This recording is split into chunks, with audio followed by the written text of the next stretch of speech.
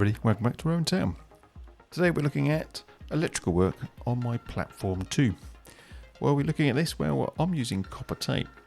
If you watched my platform 1 video, I used a lot of platform lights that I purchased from Kite Lights, and they've come with some very fine wires, and I popped them through my platform, through my baseboard, and kind of then had to drag them forward and had to put clips under there to clip them together.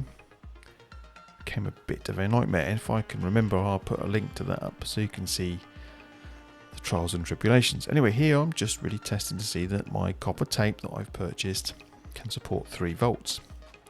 Why 3 volts? Well, with these lights, I'm just going to power them directly from a 3 volt bus bar, so to speak, because I then don't need to put the resistor in place.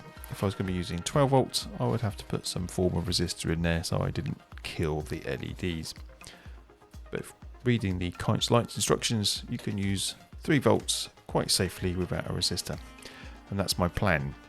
Then I don't have to worry about resistors, and I should just be able to thread them through my platform top, cut the wires the right length, a small dab of solder, and away you go.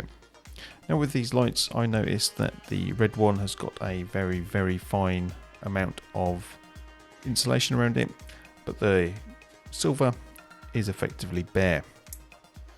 As I found out, as I shorted one out across my live track when I was doing some testing previously. Anyway, here I am, just going to touch them down. There you go, look. It works well enough. If I've got a little dab of solder on it, then I reckon this should work an absolute treat. And it will save me so much heartache when wiring and putting stuff in place. That's the plan. I hope it's going to work. Hopefully you'll follow some of the videos later on and see if it does work. But for now, the testing is complete. Time to apply the copper tape, I think. The tape was purchased from Amazon. It says it's highly conductive, it can be used indoors and outdoors, and mainly it's long lasting. Let's hope so.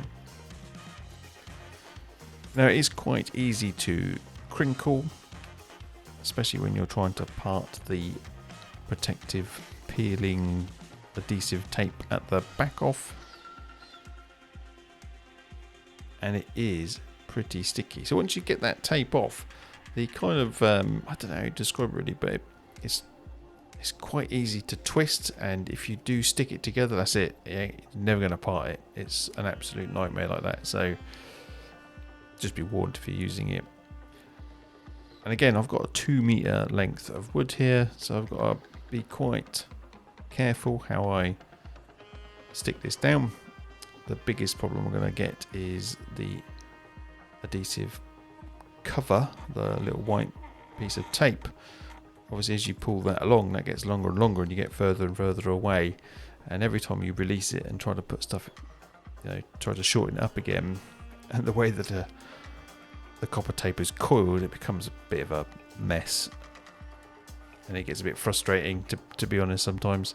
It doesn't take long, it's just you're worried about crinkling it and having a problem, and then if you do break it, what do you do about that? Anyway, fortunately I didn't.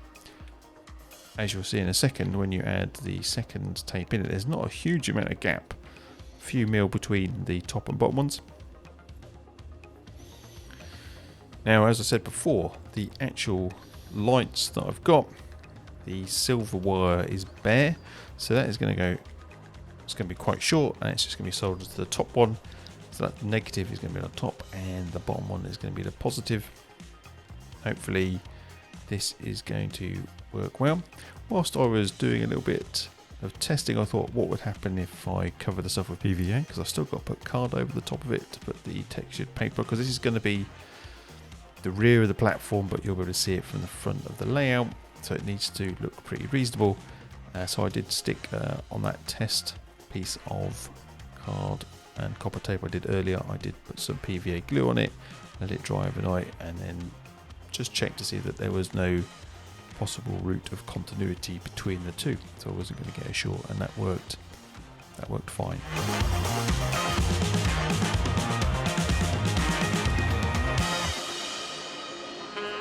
Anyway, to end the video, I'm going to run a class 800 through my newly ballasted area.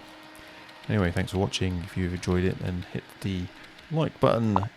If you're not a subscriber, please do subscribe. Hit the subscribe button. Thanks for watching.